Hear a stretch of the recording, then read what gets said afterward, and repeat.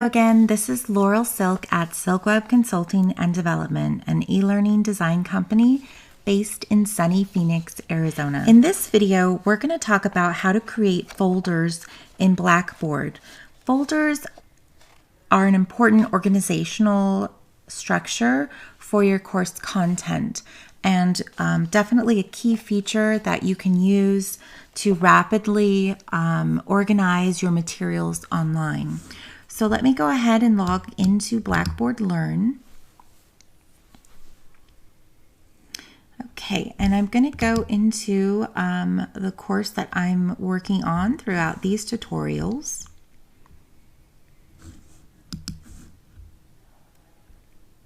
Okay, so you'll see on the left-hand side in the course menu that I do already have several folders here that I've created. So I'll go with you step by step to create this set of folders that you can use.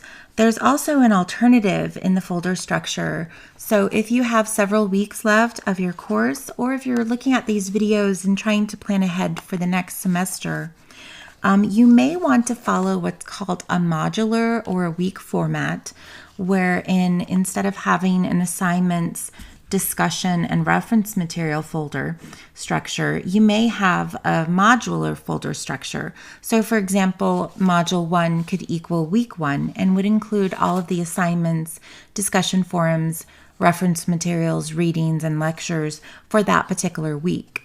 That is actually how I choose to run my online courses personally. But for the purposes of this video, we're going to go with more of a shortened folder structure. A lot of faculty members actually use this for their regular online courses as well. But the reason why I'm choosing to use this now is to help many of you to get your content organized online now. So you're a lot of times pushing that face-to-face faculty content online very rapidly, and this particular structure will help you do that. In our last video, we talked about setting up virtual office hours, so I won't touch that folder. And then announcements is a default folder used in most Blackboard Learn platforms, so that's something that's already created for you. If for some reason you did not have an announcements section in your platform, I will also do a short video on how to create that for you, because that's a really good asset to have in your course. But the purpose of this video is to create those folders. So let's go ahead and just jump right in with that. So the first type of folder that we're going to look at creating is called a content area. So I guess it's more of an area than a folder, but it looks like a folder. It's assigned to the menu. So what we do here, there's a little circle and a plus button, and we would select content area from this drop-down menu, and then you can name your content area. So I usually name this course content, study materials, readings, whatever language feels intuitive for you for your classes. If you have a lab class, you might want to create a lab folder, and so I'm going to maybe put lab content here. You want to make sure to make it available to users. If you forget to check that box, I can show you a little shortcut to actually make it available, but you will check that box and then click submit. Okay, and you can actually show and hide these particular links here, so you can rename them. If you click on rename, it will allow you to rename the folder, and then you would click the X button to go back to the original, or you can just click the checkbox. And then you can hide the link. So what happens when you click hide the link is it gets a little X near it, and it's just showing you that's not going to be available to students. But in this case, I want to show it, so I'll click show link, and then that updates and that little X in the box goes away. So I'm going to move my lab content up a bit higher. I'm going to put that below assignments, and then I will go ahead and click within the lab content menu item. And here you can see, so from this particular menu, we can then create or add in our content. So you can build different content items.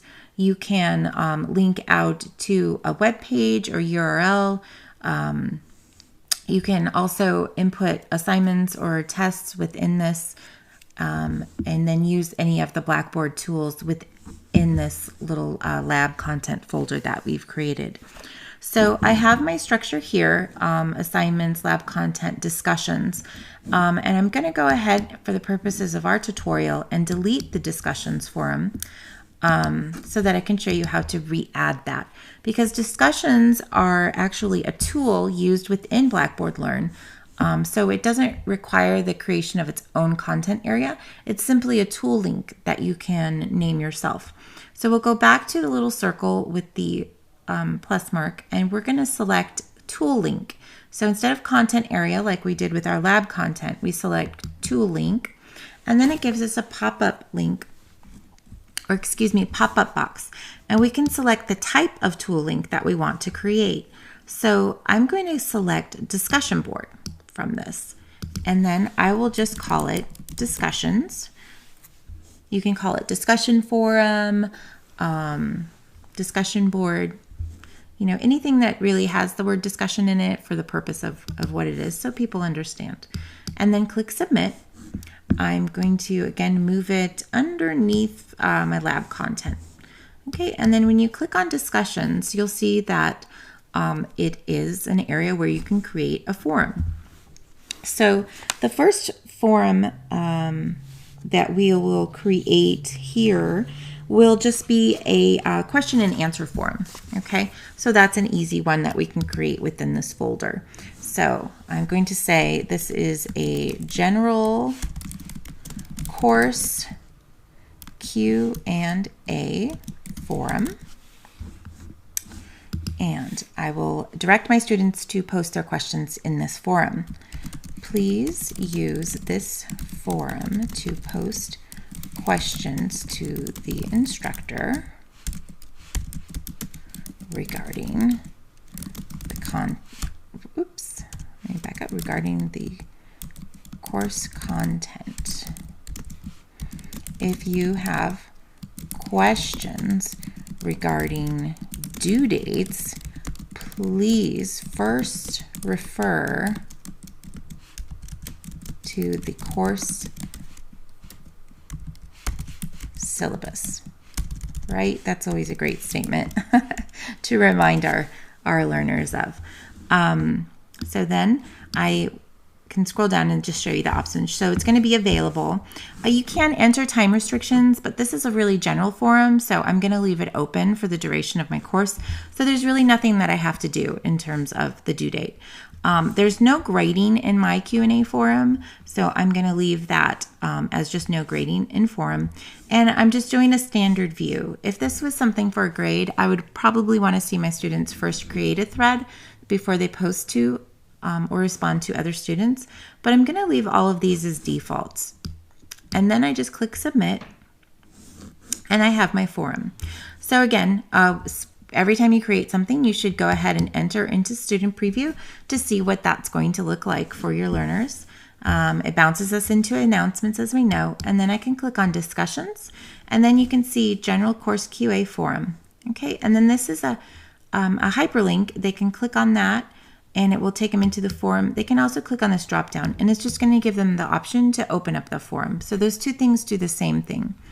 And then if I want to create a thread, I would be required to put a subject, a message, and then you can attach a document. So it could be a document, or maybe your student has an image file. They took a picture from the textbook that they had a question on because they maybe don't know how to interpret a graph's data or something like that that has to do with your course. So I'm just going to say, quick question. Okay, and can you please explain the data on page 56 of the text? Okay, so we're just kind of making up that question. Okay, there we go. And if I wanted to, I could snap a picture of that and upload it with it, and my instructor would see it. And then I'm just going to click submit. And what this does is it posts my thread, and it will notify my instructor that there is an unread question in the Q&A form. And I would advise that you check this a couple times a day on class days at least. I try to respond back to my students during the week within 12 to 24 hours. And on the weekends, I will usually respond to everything by Sunday evening, unless there's a big assignment that's due earlier than that, and then I'm checking it more often. And the nice thing about this is you'll see that it will help cut down on your phone calls with questions or your emails as well, because all the students can come here, see the questions that were posted, and then see the answers. So it helps to just clarify the issues for all the class. Okay, so the next thing that we'll look at in terms of creating folders, let me go ahead and exit out of the preview mode and go back to our list of folders. So you may or may not have noticed that the folders that don't have content in them yet don't actually show for your students in the student preview, which I think is nice. So as you're working and you're creating your folder structure, that's one of the first stops that you're going to do. And you don't have to worry about not yet having materials in those if you're currently running a class, because they're not going to see the blank folder. Only you are going to see that. Once you start loading materials in there, then of course they'll have access and they'll be able. So you can again choose to build any type of content that you would like within this particular folder. One thing I would advise against is to create a folder within a folder, because what happens, it can be very confusing if you have content that's deeply buried within your course for students to be able to locate that. And even sometimes you may forget where you posted something. So I advise against doing this unless you have a lot of material. Maybe if you have 20 handouts, you might want to start categorizing those handouts into subfolders. That would make it helpful, and that would be an instance of when you would want to use subfolders. But for the most part, I think for most instructors, they're probably not going to need those subfolder structures, but they are easy to create and they work very similarly as they do to the course menu folders. Okay, well, that is how you create folders in Blackboard Learn. If you have any questions, feel free to visit me on www.silkweb.com and fill out the contact form, and we will answer questions. And if you have any ideas for how we can improve our videos, feel free to include that as well. Thank you.